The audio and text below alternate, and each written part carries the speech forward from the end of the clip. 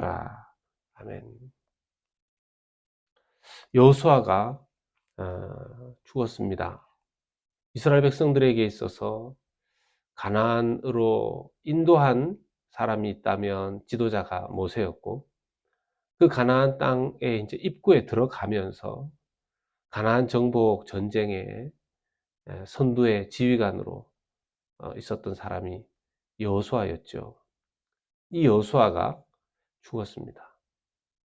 한 나라의 지도자, 또 지휘관, 그를 통하여 하나님의 말씀을 듣고 하나님의 뜻을 깨닫게 했던 그런 사람이 죽었다라는 것은 참 인간적인 정으로서 슬플 일일 뿐만 아니라 지도력에 있어서 지도력을 발휘했던 사람이 떠나갔다라는 것은 정말 많은 사람들에게 있어서는 큰 어려움, 이제 누구를 구심점으로 모일 것인가, 그 다음 후계자는 누가 되어야 되는가. 근데 말씀해 보면 여호수아는 특별히 어떤 후계자를 남겨놓고 가지 않았던 것 같습니다. 모세의 후계자가 여호수아였는데 여호수아의 후계자가 따로 없는 거죠. 이전까지는 모세를 통해서 하나님의 말씀을 들었고 하나님의 뜻을 알았고, 또 그 이후에는 여호수아를 통해서 그러했는데 지금은 누구를 통해서 그렇게 해야 되는가. 그들은 참 혼란스러웠을 것입니다. 그런데 말씀을 보면요, 여호수아가 죽은 후에 이스라엘 자손이 여호와께 여쭈어 이르되 우리 가운데 누가 먼저 올라가서 가나안 족속과 싸우리이까. 이스라엘 자손이 여호와께 여쭈었습니다. 족장들일 수도 있고요, 이렇게 여쭈었습니다. 이름이 구체적으로 드러나 있지는 않는데 여호와께 여쭈었습니다. 하나님께서 답변을 하시죠. 하나님께서 답변을 하십니다. 저는 이걸 보면서 하나님께서 유명한 여호수아의 간구에만 응답하시는 게 아니구나. 여호수아에게만 말씀하시는 것이 아니구나. 이스라엘 자손이 공동체가, 또 그 공동체의 대표가 하나님 앞에 간구하고 여쭐 때 하나님께서 응답하시는구나, 그걸 알 수 있었습니다. 그런 측면에서 봤을 때 오늘날 우리가 이스라엘 백성들이 이걸 보고 좀 두려움을 덜어야 되는 게, 하나님이 여호수아만의 하나님이 아니라 우리의 하나님이시구나. 그걸 분명히 볼 수 있어야 됐겠죠. 우리도 마찬가지죠.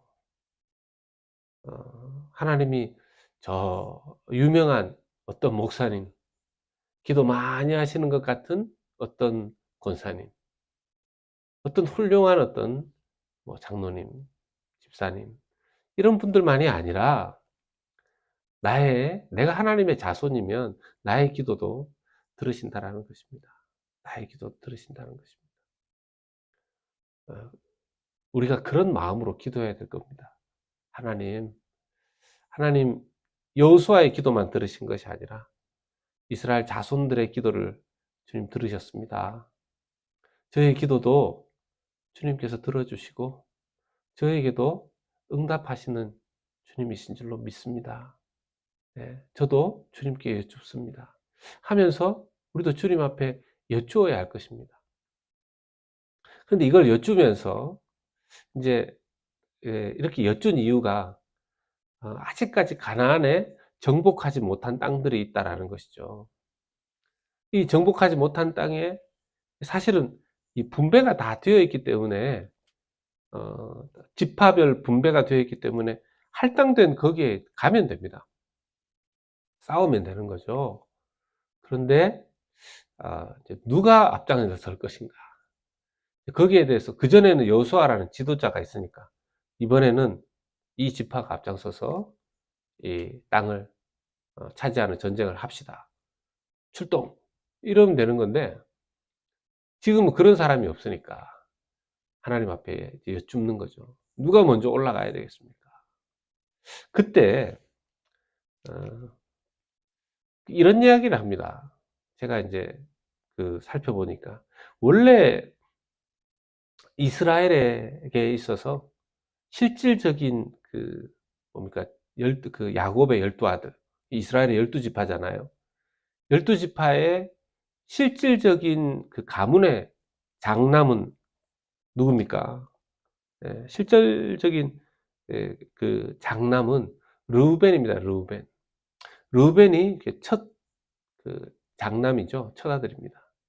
앞장을 서야 되죠. 그런데 이 실질 가문의 장남은 르우벤이고 르우벤 지파라고 할 수 있지만, 이 르우벤이 아시다시피 전에 뭡니까, 혈기가 너무 많아서 잘못을 많이 저지르고 한 바람에 실질적인 장남이 뭡니까, 육체적인 장남이지만 장남으로서의 축복은, 장남으로서의 역할은 빼앗깁니다. 그럼 영적인 장남이라고 할 수 있는, 신앙적인 장남이라고 할 수 있는 그런 위치에 누가 있냐면 유다가 있습니다. 유다. 이 유다 지파가 신앙적인 장남의 역할을 합니다. 그리고 이건 조금 다른 이야기지만, 어떤 측면에서 세상적인 측면에서의 어떤 장남 역할, 예, 경제적인 장남 역할, 그것은 요셉 지파였다고 합니다. 왜냐하면 요셉 지파가 굉장히 풍요롭고 재물이나 이런 것도 많이 가지고 있고 그랬기 때문이라는 거죠. 그래서 하나님께서는 또 유다 지파를 뽑으신 것 같습니다. 유다 지파를 좀 뽑으신 것 같아요. 오늘날도 이렇게 보면, 예, 뭐 이런 신앙적 장남 의미가 있는가? 예, 의미가 있는 것 같아요. 육체적으로 태어난 순서들이 있다 하지만 영적으로 하나님 앞에 쓰임받는 순서들이 있다라는 거죠. 다윗의 예도 그렇지 않습니까? 다윗 같은 경우에도 막내잖아요. 그런데 예, 다윗이 그 집안의 신앙적인 장남이 되어버렸습니다. 뭐 오늘날 이렇게 보면 외동도 많고 이렇게 한데요. 하나님께서 이렇게 유심히 보는 것은 이 세상의 순서, 이 세상의 서열, 이런 거라기보다 하나님이 보시는 리더십, 이게 참 중요한 것 같습니다. 그리고 또 하나 좀 보는 것이, 이제 유다가 뽑혔습니다. 유다가 이제 대표로 앞장서서 이 전쟁에 치고 올라가야 되는데요. 유다가 혼자 올라가지 않고 하나님이 유다가 올라가라 이렇게 하셨는데도 시므온을 데리고 올라갑니다. 시므온에게 요청해요. 시므온 지파에게 함께 가자, 함께 가자. 내가 너희들 땅 전쟁할 때도 내가 도와줄게. 시므온에게 요청합니다. 우리 날마다 솟는 샘물 묵상에는 그랬어요. 하나님께 유다 지파가 온전히 순종하지 못하고 시므온에게 동맹을 좀 요청한, 좀 뭔가 인간적인 계산을 했다, 이렇게 이제 질문이 던져져 있는데, 뭐 저는 그런 건 잘 모르겠습니다. 그럴 수도 있죠. 유다만 얘기했는데 왜 시므온을 끌어들이느냐, 그럴 수도 있는데요. 또 제가 바라보는 관점에서는 하나님께서 그것에 대해서 특별히 이렇게 했는데 요놈들 왜 이렇게 하냐, 꾸짖고 이런 장면은 잘 보이지는 않습니다. 제가 그냥 깨닫는 것은, 유다 지파와 시므온이 동맹함으로써 이 전쟁을 더 잘 치료된 것이 아닌가 하는 생각들이 들어요. 왜냐하면 이 전쟁에서 유다가 이제 올라갔을 때 가나안 족속과 브리스 족속을 넘겨주셨고, 베색에서 10,000명을 죽이고 아도니 베섹을 꺾었다고 되어 있거든요. 이 아도니 베섹이라는 거는 왕의 이름이지 사람 이름이 아니라 그럽니다. 이 아도니 베섹이라는 사람이 참 악했어요. 보니까 이제 자기 이전에도 전쟁을 해서 70명의 왕들, 당시에 이제 왕들이 많았던 거죠. 70명의 왕들과 싸워서 이겼는데 어떻게 했냐면 어, 엄지 손가락을 끊어버리고 엄지 발가락을 끊어버렸다는 겁니다. 여러분, 엄지 손가락을 끊어버리면 무기를 잡을 수가 없어요. 그렇지 않습니까? 신기한 게 우리가 다섯 손가락을 이용해서 무엇인가를 잡습니다. 특히 무기 같은 경우에는 다섯 손가락을 딱 잡죠. 근데 이게 엄지손가락이 없어져 버리면 차라리 다른 4개의 손가락 중에서 하나가 없으면 어설프게라도 잡을 수 있는데 엄지손가락을 잘라버리면 무기의 손잡이를 잡을 수가 없습니다. 그리고 엄지발가락을 잘라버리면 제대로 서 있을 수가 없습니다. 그러니까 전쟁을 못하게 하는 거죠. 이건 굉장히 잔인한 행동이라고 할 수 있습니다. 아도니 베섹이 이렇게 잔인한 사람이었는데요. 가나안 족속들이 이렇게 잔인한 전쟁을 했고 잔인한 사람들이 왕들로 역할하고 있었다. 이걸 보여주는 한 단면이라고 할 수 있습니다. 그런데 70명의 왕들과 싸워서 이기고 이렇게 잔인한 아도니 베섹을 이깁니다. 이기죠. 어떤 측면에서는 동맹했기 때문에 주어지는 승리가 아닌가 이런 생각도 해보게 됩니다.